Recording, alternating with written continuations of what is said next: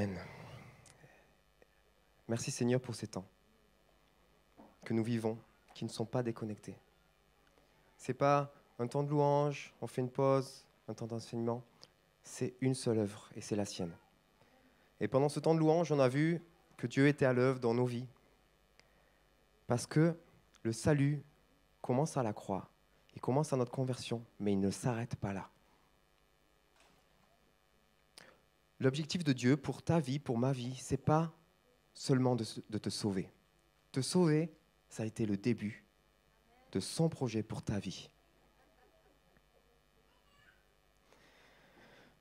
Car nous sommes son ouvrage, ayant été en Jésus-Christ créés pour de bonnes œuvres que Dieu a préparées d'avance, afin que nous les pratiquions.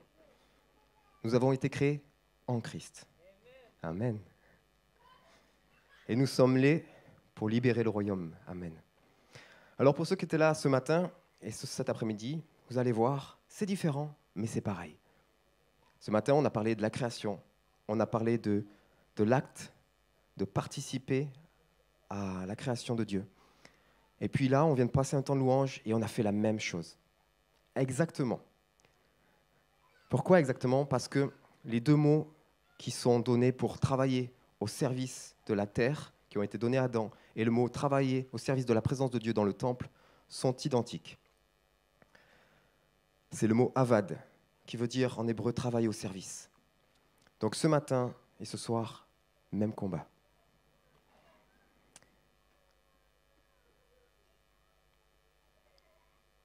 L'objectif de Dieu, c'est que nous puissions entrer dans notre appel. Quel est cet appel ? Et comment on sait qu'on est prêt pour entrer dans notre appel ? Eh bien, je vais vous proposer un petit message, un petit voyage.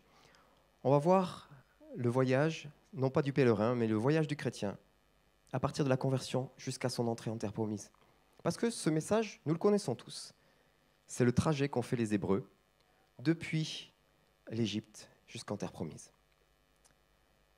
L'Égypte,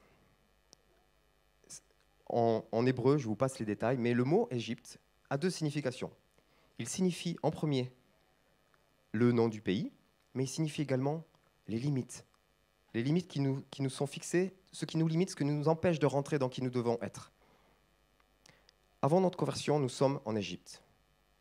Nous ne savons pas que nous sommes limités. Nous sommes là, nous subissons ces limites sans être conscients qu'on est dans ces limites. Et puis vient la conversion, vient la croix. Un agneau meurt pour nous. Et nous faisons le pas de choisir, de lui faire confiance et de le suivre. Ça, c'est le début de notre chemin. Je vais passer très vite, parce que ce qui m'intéresse aujourd'hui pour vous, c'est la fin de ce chemin. Puis, vous avez toutes les personnes qu'il faut pour vous expliquer comment on fait pour quitter l'Égypte. Il n'y a pas de problème. On quitte l'Égypte et on traverse la mer Rouge. Dans votre vie de chrétien, vous traversez les eaux du baptême. Traverser les eaux du baptême, je crois avoir entendu qu'il y a bientôt quelque chose qui est prévu dans ces eaux-là, justement. Ce n'est pas fait pour les chrétiens qui sont arrivés. Il n'y a pas besoin d'attendre d'avoir atteint la sanctification pour faire ce choix des eaux du baptême. Souvent, c'est plus facile de faire le choix des eaux du baptême quand on est jeune converti. Parce qu'il y a une telle radicalité dans notre vie entre qui nous étions et qui nous venons d'être transformés à l'image, en rencontrant Christ, que c'est facile quand on est jeune converti de faire le choix. Quand on est né dans une famille chrétienne, ce n'est pas la même histoire. À quel moment je suis devenu chrétien ? Et puis, est-ce que je suis assez bien ? Non. Les eaux du baptême, ce n'est pas pour ceux qui sont arrivés, c'est ceux qui ont pris la décision de traverser, de quitter l'Égypte pour se diriger vers la terre promise. Et puis ensuite vient le temps du désert. Le temps du désert, il est plus ou moins long. Mais c'est le temps qu'il faut pour changer de culture. Quitter la culture que nous avions en Égypte, la culture du monde. Cette culture et cette mentalité qui nous limite, qu'on en soit conscient ou non. Et c'est aussi le temps que l'Égypte nous quitte. C'est le début de la vie de disciple. Le temps de désert, c'est cette période de notre vie nécessaire pour que la culture de l'Égypte nous quitte et que nous adoptions, jour après jour, de gloire en gloire, la culture du royaume de Dieu. Dieu nous a aimés assez pour nous accepter tels que nous étions. Dans notre péché, dans nos limites, dans nos erreurs, il nous a acceptés tels que nous étions. Mais nous étions avec nos limites et nos faiblesses, mais il nous aime trop pour nous laisser comme nous sommes. Et donc, le temps du désert, c'est ce temps-là, où de gloire en gloire, on avance. Jésus t'aime tel que tu es, quels que soient tes péchés, quelles que soient tes faiblesses, mais il t'aime trop pour te laisser comme tu es. Vous connaissez tous 2 Corinthiens 3 au verset 18 qui dit « Nous tous qui le visage découvert contemplons comme dans un miroir la gloire du Seigneur, nous sommes transformés en la même image de gloire en gloire, comme par le Seigneur, l'Esprit. » Comme dans un miroir. Alors l'analogie ne fonctionne pas très bien aujourd'hui. Parce qu'aujourd'hui, nos miroirs sont nickel.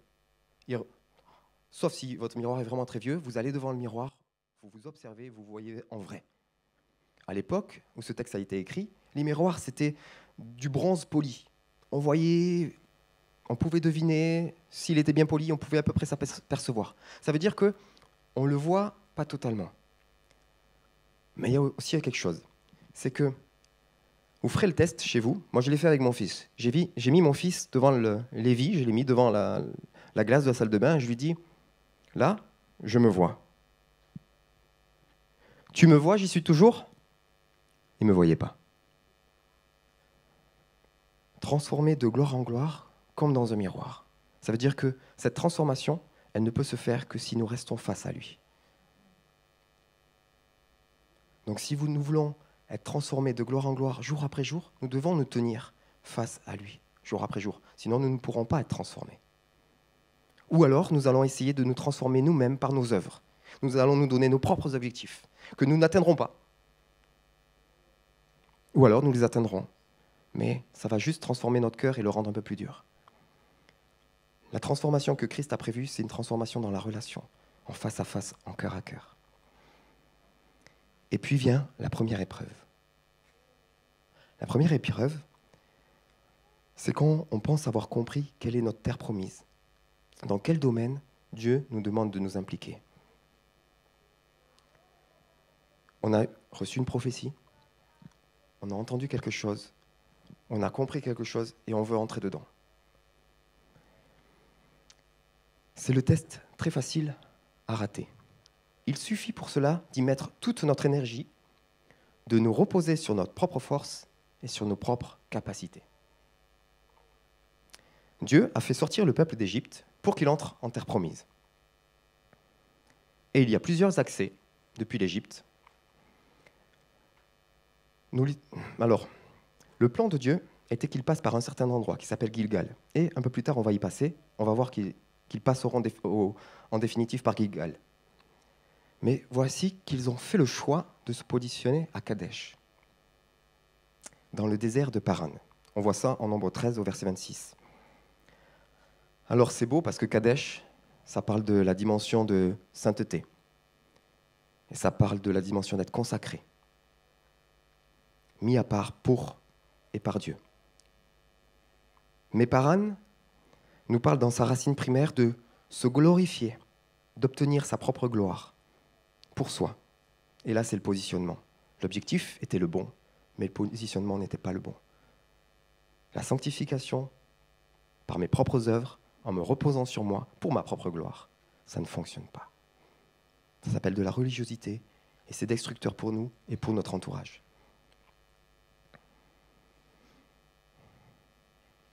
Nous avons ici un indice de ce qu'il ne fallait pas. L'objectif était le bon, celui de la sanctification, de la mise à part, mais pas par ses propres forces, pour sa propre gloire.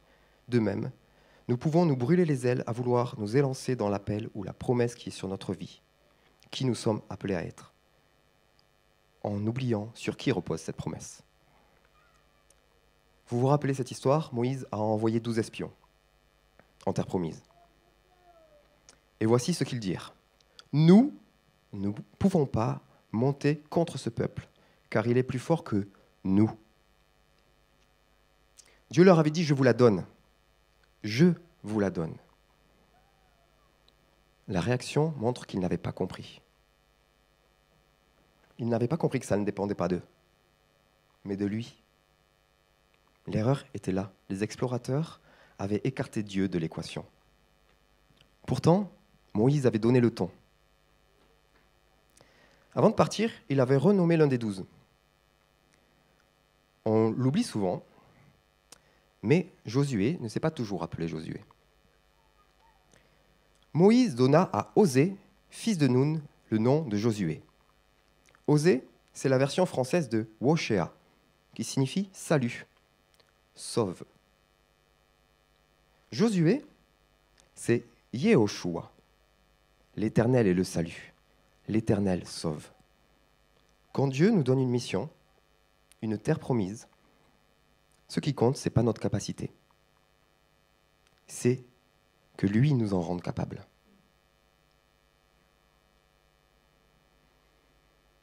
Savez-vous quand, dans la Bible, pour la première fois, il est dit que l'Esprit de Dieu est descendu sur une personne pour la rendre capable de faire quelque chose? Est-ce que c'était pour le rendre capable de prophétiser? Est-ce que c'était pour le rendre capable d'enseigner?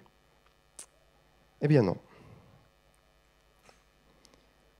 L'Éternel parle à Moïse, en Exode 31, versets 1 à 5, et dit « Sache que j'ai choisi Betsaléel, fils d'Uri, fils de Our, de la tribu de Juda. Je l'ai rempli de l'Esprit de Dieu, de sagesse, d'intelligence et de savoir, pour toutes sortes d'ouvrages. Je l'ai rendu capable de faire des inventions, de travailler l'or, l'argent et l'airain, de graver les pierres à enchâsser, de travailler le bois et d'exécuter toutes sortes d'ouvrages. » La première fois que la parole nous dit que l'Esprit de Dieu est descendu sur quelqu'un, c'était pour quelque chose de manuel. L'Esprit de Dieu n'est pas là que pour le domaine spirituel. Quand en tant que parent, tu es arrivé au bout de tes limites, l'Esprit peut te rendre capable. Quand en tant qu'artisan, tu es arrivé au bout de tes limites, l'Esprit peut te rendre capable. Moi, sur mes chantiers, je suis artisan. Aujourd'hui, j'ai eu plusieurs vies, mais aujourd'hui, je suis artisan. Et vous ne pouvez pas savoir le nombre de fois où je me retrouve devant des choses que je ne suis pas capable de faire. Et pourtant, je l'ai fait. Mais pas par mes propres forces, pas par mes propres moyens, mais parce qu'il est là, présent, et qui m'accompagne dans des choses qui ne sont pas des choses du domaine spirituel, c'est des choses très concrètes de ma vie de tous les jours. Et parce que j'ai fait le choix de ne pas dissocier ma vie professionnelle et ma vie spirituelle, Dieu est là, présent, et je me retrouve à réaliser des trucs que je ne suis pas capable de réaliser.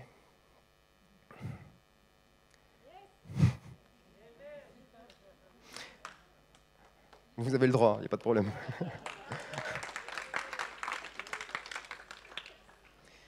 Dieu rend capable celui qu'il a choisi pour une mission. Quelle que soit cette mission, quelle que soit la capacité dont nous avons besoin, il peut nous la donner. Dieu n'appelle pas dans la mission ceux qui sont déjà qualifiés, mais il qualifie ceux qui sont appelés. Si nous sommes nés de nouveau, son esprit vit en nous. Et il nous rendra capables. Et son action n'est pas limitée au domaine spirituel de nos vies. Quel que soit le défi, la mission qu'il nous confie, il nous rendra capables. Aujourd'hui, la majorité ne me connaissent pas. Ce n'est pas un problème. Certains me connaissent, m'ont déjà vu comme leader de louange. Et en fait, donc, ils m'ont déjà vu faire de la guitare, chanter. Et ils en déduisent que je ne suis un musicien. Eh bien non, je ne suis pas un musicien. Je suis un adorateur qui utilise un instrument de musique pour adorer. Quelle différence ça fait? C'est tout simple. Si je parle avec un musicien, je ne comprendrai pas de quoi il me parle. Parce que je ne connais pas la musique. Je ne comprends pas la musique. C'est un langage qui m'est inaccessible. Et en fait, ce qui se passe, c'est que, par contre, je suis batteur depuis tout petit. Et pareil, j'avais besoin de montrer, de vivre la louange. Quand j'étais petit, je courais, je sautais pendant le temps de louange, et ce n'était pas juste de l'amusement, je passais ce temps avec Dieu. Le premier souvenir de ma vie, j'avais 3 ans, dans un grand chapiteau, il y avait une lumière qui touchait le sol. Et j'avais besoin de vivre les choses concrètement. Et je ne sais pas si vous avez connu cette chanson, c'était « Et je marche, marche, marche, marche dans la lumière et je marche, marche, marche, marche dans la lumière et je marche, marche, marche, marche dans la lumière, marche dans la lumière de Dieu. » Pour moi, ça devait être concret. Je ne devais pas juste le chanter, je devais le vivre. Et la lumière était là, alors je marchais dedans. Et j'étais dépité parce que tous ces adultes qui étaient là et qui chantaient, ils ne voyaient pas que la lumière était là et qu'on pouvait marcher dedans. J'ai besoin de vivre concrètement ma louange. Et donc, j'ai appris la batterie. Et je vivais concrètement ma louange. Mais ça ne me suffisait plus, j'avais besoin de pouvoir l'exprimer. Alors j'ai pris une guitare, j'ai demandé à un copain de me montrer 3 accords, je lui ai demandé les faciles.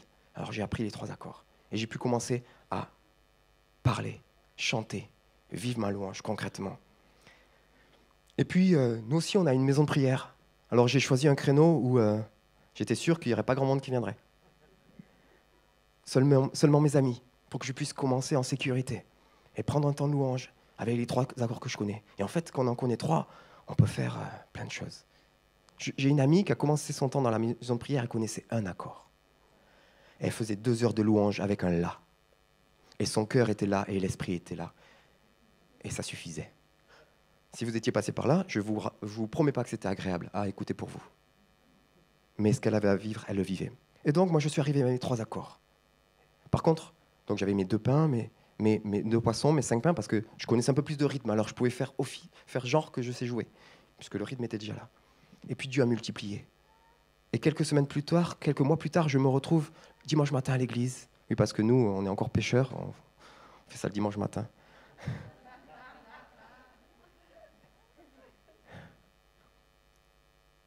À l'idée le temps de louange. Parce que c'est ce à quoi Dieu m'appelait. Pas parce que j'en avais été capable par mes propres forces, mais parce qu'il m'avait béni. Parce que j'étais rentré dans ce que je savais être mon appel pour ce temps-là. Et moi, ce que j'aime quand je fais des temps de louange dans la maison de prière, c'est inviter les musiciens et les adorateurs débutants. Parce que papa me montre le cœur. Et donc je ne prends pas forcément les super musiciens, même s'ils sont bienvenus, il n'y a pas de problème, j'aime beaucoup jouer avec des vrais musiciens. Mais ce que j'aime par-dessus tout, c'est accueillir des adorateurs qui viennent avec leurs 2 pains et leurs 3 poissons et qui se mettent dans la présence de Dieu et qui adorent. Et combien de fois il y en a qui se retrouvent à faire des choses, leurs copains leur demandent « Mais comment tu as fait ça? Tu ne sais pas faire ça d'habitude ?» Je ne sais pas. C'est pas moi. Ça me plaît. Pourquoi? Parce qu'on ne peut pas s'enorgueillir de ça. On n'est pas responsable. Le gamin qui avait amené ses 5 pains et ses 2 poissons, il pouvait être fier de l'avoir fait, mais il ne pouvait pas s'enorgueillir de la multiplication. Ce n'était pas lui le responsable. Il avait juste apporté ce qu'il avait.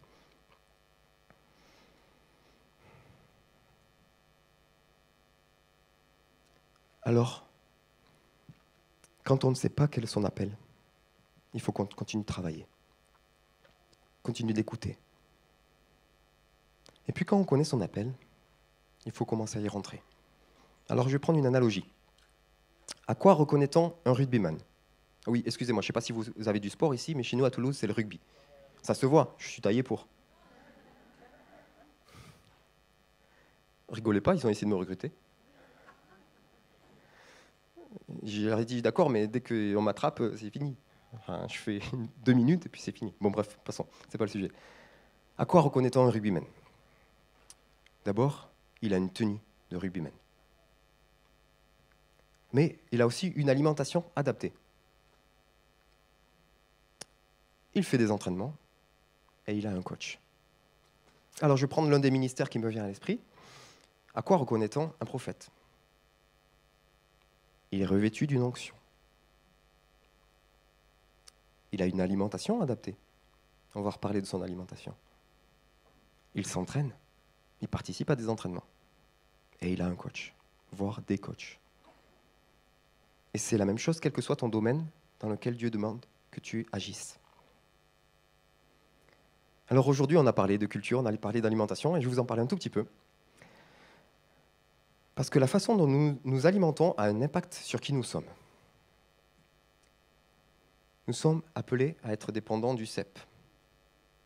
Vous le savez, cette parabole vous est connue. Mais nous ne pouvons pas être en même temps dépendants du cep et essayer de lancer et puiser dans nos propres racines. C'est vrai au point de vue naturel comme spirituel. Alors je vais vous parler de l'alimentation des abeilles. Chez les abeilles, à la naissance, elles sont toutes identiques. Ce stade dure 5 à 6 jours. pendant lesquelles les futures ouvrières vont recevoir comme alimentation de la gelée royale pendant 3 jours, puis un mélange de miel et de pollen.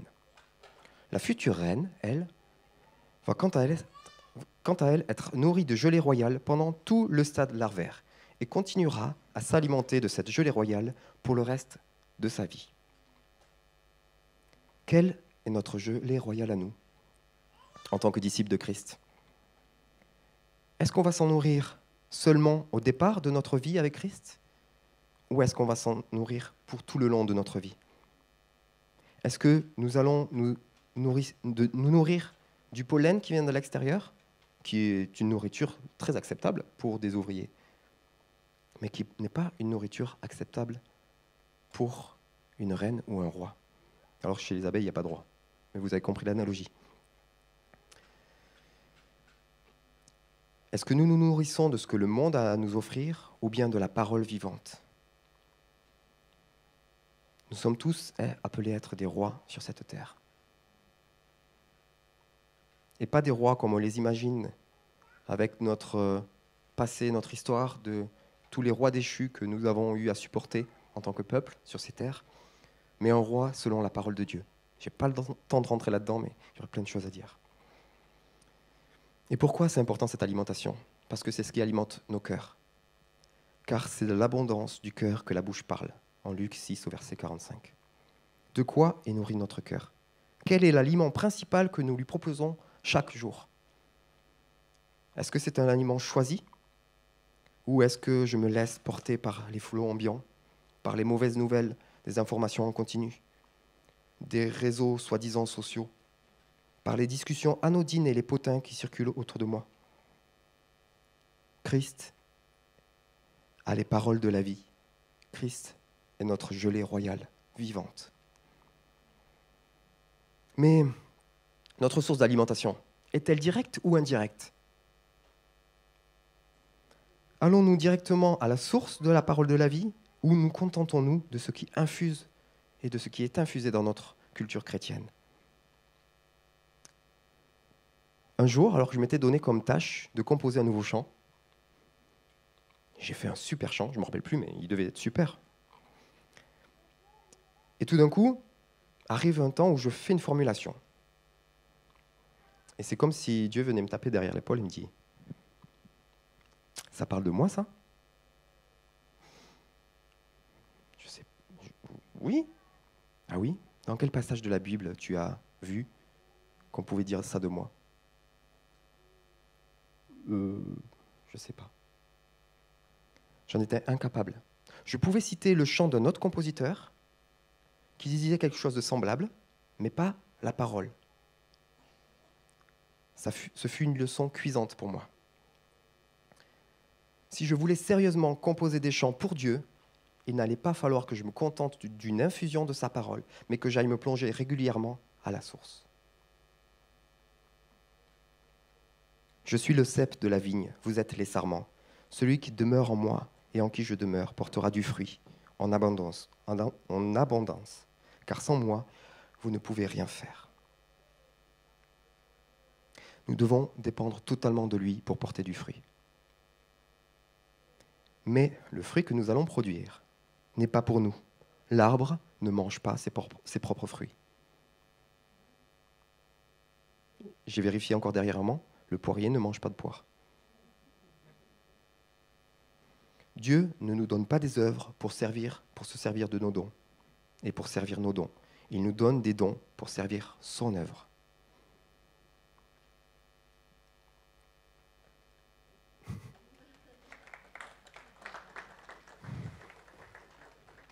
Et puis vient le temps de traverser le Jourdain. Il y a 2 écueils, 2 mensonges devant le Jourdain. Croire que nous n'avons pas besoin de Dieu et des autres pour entrer en terre promise, ou croire que les autres n'ont pas besoin de nous. De quelle catégorie es-tu? De quelle catégorie je suis? Moi, je fais partie de la première. Ceux qui croient, pas ceux qui croient, aujourd'hui, j'avance quand même. Mais j'ai une facilité, une tendance à croire que je n'ai pas forcément besoin des autres. Et Dieu a dû travailler ça dans ma vie. Et si toi, tu fais partie de ceux qui pensent que les autres n'ont pas besoin de toi, il va falloir travailler ça dans ta vie. Parce que ce n'est pas possible. Nous avons besoin les uns des autres. Si tu n'es pas quelque part, c'est que tu y manques. Si tu n'es nulle part, c'est que tu manques quelque part. Et donc tu obliges quelqu'un à prendre une place qui n'est pas la sienne. Si tu n'es pas là où tu dois être, ça veut dire que quelqu'un est obligé de prendre la place où tu manques. Et peut-être que cette personne est en train de devoir prendre 1, 2 ou 3 places. Et peut-être que cette personne un jour va craquer. Parce que tu manqueras. Ce n'est pas un jugement, c'est un fait. Ça veut dire que si tu crois que tu n'es pas indispensable, ça veut dire que tu as besoin d'être accompagné pour pouvoir comprendre quelle valeur tu as. Quels sont les dons que Dieu t'a donnés. Et en quoi tu es utile pour cette famille, ici ou ailleurs.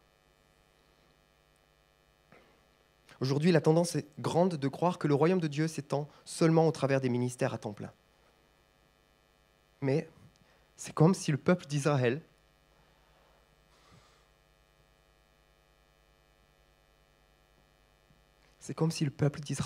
avait dit aux Lévites, allez-y, allez conquérir votre pays, allez conquérir notre pays. C'est exactement la même chose. Les Lévites travaillaient au service pour le peuple et pour le temple, pour la présence de Dieu. Comme aujourd'hui, les ministères travaillent au service de l'église locale et de son bâtiment. Vous avez vu, il y a une différence. L'église locale et son bâtiment.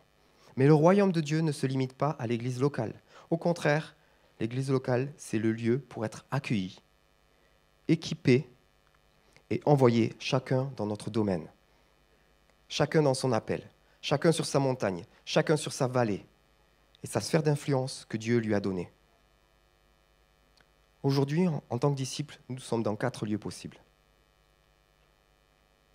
Soit nous sommes dans le désert, poursuivant le travail de transformation, parfois de soins.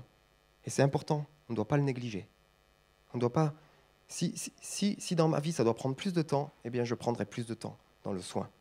Parce que au combat, sur le front, on ne prend pas les soldats blessés. Et si tu es blessé, et si tu étais avant au front, et que tu crois que tu dois tenir le front malgré ta blessure, parle-en à ton pasteur. Est-ce que ma blessure, va voir le docteur. Voici ma blessure. Je peux continuer le travail ou il vaut mieux que je m'arrête pour soigner ça? Il n'y a pas de honte. Alors oui, peut-être qu'il va falloir réorganiser ce ministère-là de l'Église, parce que pour un temps, il va falloir que tu prennes soin de toi. Eh bien, c'est pas grave. Je m'avance peut-être un peu, il n'y a jamais assez d'ouvriers, mais en même temps, c'est la parole de vérité. Parce que c'est pas moi qui ai décidé de le dire. Donc, on est soit dans le désert, poursuivant ce travail de transformation, soit déjà dans notre appel, déjà dans notre territoire. Comme les tribus de Ruben, de Gad et de Manassé, à qui Moïse avait déjà donné le territoire juste avant le Jourdain. Mais à ce compte-là, nous devons répondre quand même à un appel. À l'appel de Josué, Yehoshua, à nous joindre aux autres tribus dans la conquête de leur terre promise. Si moi je suis déjà dans mon appel, et nous avions 3 tribus qui étaient déjà dans leur appel avant de passer le Jourdain, avant de partir à la conquête de la terre promise, leur territoire à conquérir est différent du mien, mais ils ont besoin que je leur explique, que je leur raconte comment moi j'ai vécu mon quotidien avec Dieu dans l'appel qui était sur ma vie. Alors, on y revient. Tout à l'heure, je vous ai parlé de Gilgal. C'est juste après le Jourdain. Une fois passé le Jourdain, nous arrivons à Gilgal, le lieu de la circoncision. La génération qui entre en terre promise, est née dans le désert. Elle n'a pas été circoncise avec ses pères. Avant la traversée du Jourdain, Dieu a demandé au peuple de se sanctifier. Après le passage vient le temps de la circoncision. Qu'est-ce que ça veut dire pour nous? Ça veut dire que quand nous entrons dans la promesse, dans plus de profondeur, il faut que le travail de sanctification et d'alliance en nous soit renouvelé. Et cela ne fait pas moins mal que la première fois. Vous savez,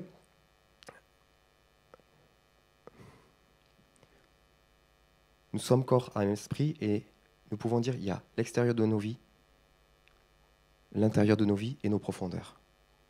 Le temple est fait sur le même modèle. Il y a le parvis, c'est ce qu'on voit à l'extérieur. Il y a le lieu saint et le lieu très saint. Et plus nous allons entrer dans notre appel, ce n'est pas à sens unique. Il faut que les deux rentrent plus en profondeur. Donc plus je veux aller loin dans l'appel qui est sur ma vie, plus il va falloir que je laisse le royaume de Dieu pénétrer en profondeur dans ma vie. Et parfois on arrête là, parce qu'on sent que si je vais plus loin, il va falloir que je travaille plus en profondeur. Et ça me fait peur. Alors je n'avance pas et je reste sur le côté. Et donc, ce travail est important et n'est pas à négliger. Il demandera à nouveau un temps de guérison. Alors qu'à ce moment-là, on est déjà face aux adversaires, face à Jéricho. Dieu nous demande de nous circoncire, de travailler nos vies alors que le front est déjà là. Eh oui. Et pourquoi ? À Gilgal, c'est aussi le temps de la table dressée en face des adversaires. L'Éternel dit à Josué, « Aujourd'hui, j'ai roulé loin de vous la honte de l'Égypte. Aussi a-t-on appelé ce lieu du nom de Gilgal. Jusqu'à aujourd'hui, les Israélites campèrent à Gilgal et ils célébrèrent la Pâque, le 14e jour du mois, au soir, dans la plaine de Jéricho. Ils mangèrent des productions du pays, des pains sans levain et du grain rôti. Le lendemain de la Pâque, en ce jour même. Ils vivaient de la manne. Et la manne, c'est ça le lendemain, quand ils mangèrent des productions du pays. Il n'y eut plus de manne et ils mangèrent des produits du pays de Canaan cette année-là. Dans le texte que je viens de lire, nous sommes à la veille du début de la conquête de la terre promise. Ils sont en train de vivre le psaume 23. L'Éternel a dressé littéralement une table en face de leurs adversaires qui se cachent dans la forteresse de Jéricho. Le peuple hébreu est en train de manger les prémices de la promesse. Ils mangent des productions qu'ils n'ont pas semées, qu'ils n'ont pas récoltées. Il ne nous est pas dit d'où viennent ces productions. J'aime à penser que le Seigneur lui-même a dressé cette table pour eux. Si ce n'est pas au sens propre, ça l'est en tout cas dans le sens spirituel et prophétique. On n'est pas bien là, une bonne table bien dressée, bien remplie, face à nous, des adversaires tremblants derrière les murailles, qui ont le souffle coupé et ont cru que leur cœur allait s'arrêter quand ils ont appris le miracle que l'Éternel avait fait au Jourdain pour que son peuple traverse. N'oubliez jamais, quand vous rentrez dans votre appel, c'est en face que ça tremble. C'est derrière les murailles en face que ça tremble. C'est pas dans nos rangs. Ça donne envie. Mais quel chemin parcouru pour en arriver là ? Je vais passer vite parce que sinon je vais trop dépasser. Mais Gilgal, c'est aussi là où le chef de l'armée de l'Éternel vient à notre rencontre pour combattre pour nous positionner en lui. Vous vous rappelez cet épisode, Josué est seul face à Christ, enfin une préfiguration de Christ, face à l'ange de l'Éternel. Il vient d'arriver sur la terre promise, mais déjà il doit renoncer à en être le propriétaire. Dieu lui demande d'enlever ses chaussures pour entrer dans le lieu saint. Enlever ses chaussures, ça veut dire renoncer à être propriétaire. En fait, pour vous, culturellement, là-bas, ce qui se passait, c'est que quand on voulait faire un marché, on se posait, on convenait d'un prix, et ensuite on échangeait les deux babouches. Le marché était conclu. Ça marchait comme ça. Donc, déposer ces deux sandales et se présenter devant Dieu, ça veut dire « je vais accepter, je ne serai pas le propriétaire ». Il doit déjà renoncer à être propriétaire. De même, nous devons nous rappeler que nous ne sommes pas les propriétaires des œuvres que Dieu nous donne, seulement les gestionnaires, les serviteurs. Avant-dernier point, ils vont être rapides. Partir à la conquête. Nous n'allons pas réussir, car nous allons y aller. Mais nous allons réussir, car nous y serons envoyés. Le peuple est entré en terre promise avec Josué, qui suivait le chef de l'armée de l'Éternel. Quant à nous, nous devons entrer en terre promise avec Yeshua, qui est le chef de l'armée de l'Éternel. Vient un petit point délicat. Je voudrais que nous n'ayons pas peur, et je sais que c'est partagé par les responsables de votre Église, nous n'ayons pas peur de voir des œuvres et des projets différents monter au milieu de nous. Vous connaissez la maxime célèbre, une vision, 2 visions, 3 visions, 10 visions. C'est vrai dans le monde, mais c'est faux dans le monde spirituel. Pourquoi ? On le voit ici, nous avons 12 tribus, 12 territoires à conquérir, mais un seul temple, un seul Dieu, un seul peuple. Quand on a dans nos entrailles le social, on veut embarquer tout le monde avec nous dans ça. Et on croit que toute l'Église doit rentrer dedans. C'est vrai, mais c'est faux. C'est vrai que l'Église doit prendre sa place. Mais c'est vrai aussi que ceux qui sont appelés à prendre leur place doivent le faire. Et on doit faire tout ce qu'on peut pour que le maximum puisse entrer dans cette vision. Mais ceux qui ont à cœur, et dans leurs entrailles, l'évangélisation, vont vouloir dire, mais nous aussi on a besoin que vous veniez. Aujourd'hui, il y avait 2 choses en même temps. Il y avait une formation ici, et il y avait un temps de formation dans la rue. Je choisis quoi? Choisis ce que Dieu t'a mis à cœur. Il n'y a pas concurrence. Ce n'est pas grave si tu n'es pas aux 2. Tu n'as pas obligation d'être dans tous les œuvres de l'Église. Tu as obligation d'être... Obligation. Oubliez ce mot, il est mauvais. Mais tu dois entrer dans ce que Dieu te dit, toi. Si tu es nulle part, pose-toi des questions. Mais ne te culpabilise pas parce que tu ne rentres pas dans toutes les visions qui te sont proposées ici. Si tu vis pour l'intercession, quand tu as un message particulier sur l'intercession, ça va vibrer. Mais si ta part n'est pas l'intercession, tu vas entendre, tu vas trouver que c'est bon. Eh bien, bénis, et toi, œuvre dans ce que tu es appelé à faire. Car il y a toutes sortes de dons, mais un même esprit. Toutes sortes de services, mais le même Seigneur. Toutes sortes d'activités, mais un seul Dieu. Et c'est lui qui met tout cela en action chez tous. Et nous ne voulons laisser aucun domaine de nos vies à l'ennemi. Nous ne devons laisser aucun domaine du pays à l'ennemi. Nous sommes appelés à incarner le royaume de Dieu dans nos familles, dans nos entreprises, dans nos écoles, dans la santé, dans la recherche. Le royaume de Dieu n'a pas de limite. Il commence par s'établir en nous pour s'établir autour de nous. J'aimerais vous proposer un devoir pour cette semaine. Je ne serai pas là pour relever les copies.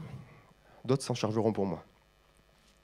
Celui de commencer à mettre par écrit quel est selon vous le rêve que Dieu a mis sur votre vie. De quoi vous rêvez pour l'Église? De quoi vous rêvez pour vous? Qu'est-ce qui brûle dans vos entrailles? Quand vous entendez des témoignages et vous dites « c'est ça que je voudrais, mais j'en suis pas capable » ou « je ne sais pas comment faire », déjà commencez par mettre par écrit. Et si ça brûle vraiment, présentez-le à qui de droit. Je suis certain que ça sera accueilli. Et peut-être qu'on vous demandera de continuer à travailler. Peut-être qu'on vous dira « Amen, c'est le moment ». Quelle que soit la réponse, accueillez-la, parce que vous serez déjà accueillis. J'en suis certain, j'en ai aucun doute. Et puis, n'hésitez pas à dire ce qui brûle autour de vous.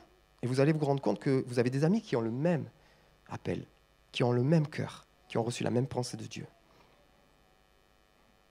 Et partagez-le dans vos rencontres privées. Ou bien sûr, vous maintiendrez les règles sanitaires requises, etc., etc. Que vous puissiez vous encourager mutuellement. Vous retrouver autour de projets communs et complémentaires. Et puis, je passe rapidement, mais il y a les Moïse et les Josué. Moïse a vu la vision, mais il n'est pas allé au bout. Il n'a pas mis en action, c'est Josué qui l'a mis.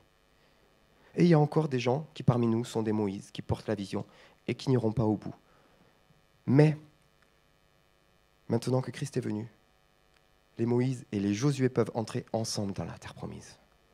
Moïse n'a pas besoin de mourir pour que Jésus puisse entrer en terre promise. Josué et Moïse, main dans la main, entreront ensemble en terre promise. Je passe vite. Dernier point. Il semble que la ville d'Annecy soit assez riche. Je viens du Gers, je suis un gars de la campagne, et j'ai trouvé que c'était pas mal. Savez-vous quels sont les 2 endroits les plus riches? Oui, je me suis renseigné. Quels sont les 2 endroits les plus riches d'Annecy, d'après vous?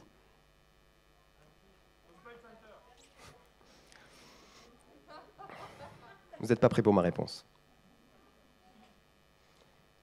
Les endroits les plus riches d'Annecy sont vos 2 cimetières. Parce qu'ils sont pleins de rêves qui n'ont pas été réalisés. Ils sont pleins d'entreprises qui n'ont pas été créées, de chants et de livres qui n'ont pas été écrits, d'encouragements qui n'ont pas été donnés, d'amour qui n'a pas été distribué, de conseils qui n'ont pas été donnés, de vies qui n'ont pas été vécues et de rires qui n'ont pas été partagés. Mon rêve pour vous, Gospel Center, c'est que vous puissiez dépouiller le cimetière. Pour que nous puissions voir au milieu de vous des rêves réalisés, des entreprises créées, des chants et des livres écrits, des encouragements donnés, de l'amour distribué, des conseils donnés, des vies vécues et des rires partagés. Et que tout ceci soit à la gloire et pour l'avancée du royaume de Dieu dans votre assemblée, dans votre ville et dans notre pays. Alors, levons-nous ensemble pour les projets de Dieu dans nos vies, au travers de vos vies, où que nous soyons. Amen.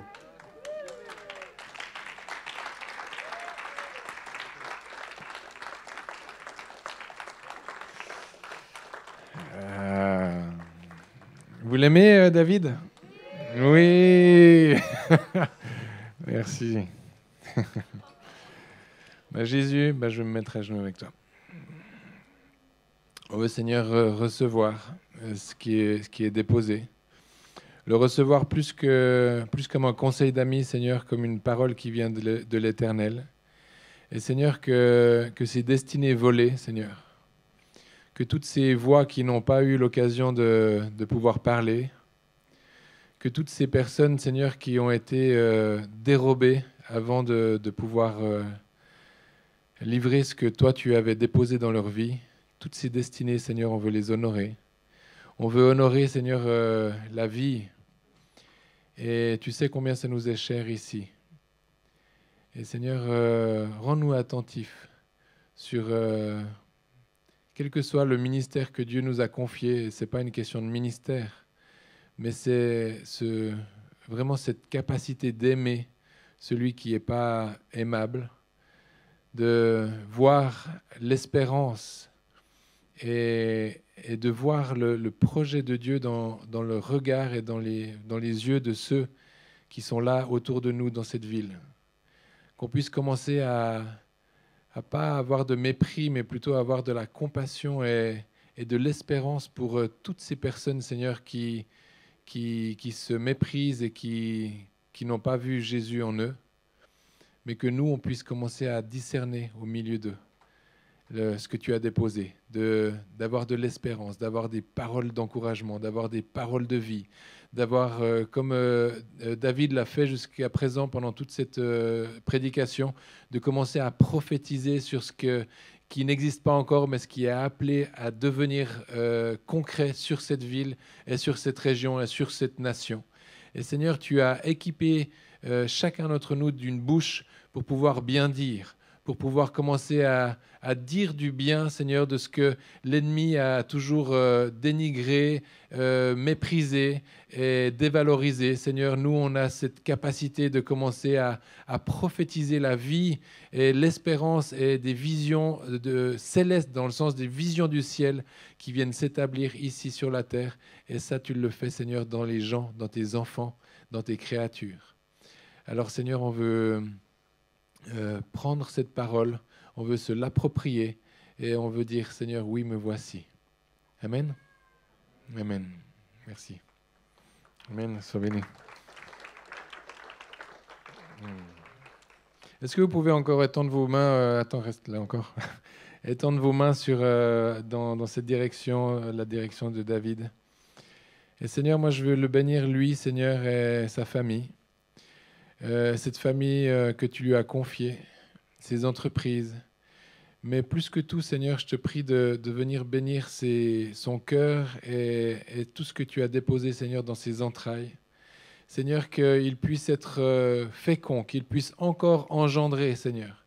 Que ce qu'il a commencé à engendrer dans sa famille nucléaire avec son épouse et ses enfants, Seigneur, non seulement tu multiplies ça, Seigneur, mais tu multiplies encore plus, Seigneur. Qu'il puisse engendrer des enfants spirituelles, engendrer des œuvres spirituelles, engendrer des œuvres, Seigneur, aussi matérielles, c'est-à-dire complètement concrètes, qui viennent transformer la terre, qui vienne transformer la ville, qui vienne transformer la cité, Seigneur, telle que toi tu la vois et tu l'as définie. Et je prie, Seigneur, que quand il démarre une œuvre, Seigneur, il y ait comme quelque chose lors de la multiplication qui je voyais vraiment comme une cellule se divise, et on croyait qu'elle se divise, mais en réalité, elle se multiplie. Et Seigneur, moi je prie que cette réalité-là puisse se déposer sur les œuvres et les entreprises de David, de lui et de sa famille, et que ça puisse être une centrale de multiplication qui foisonne et qui se multiplie à l'infini dans le puissant nom de Jésus. Amen.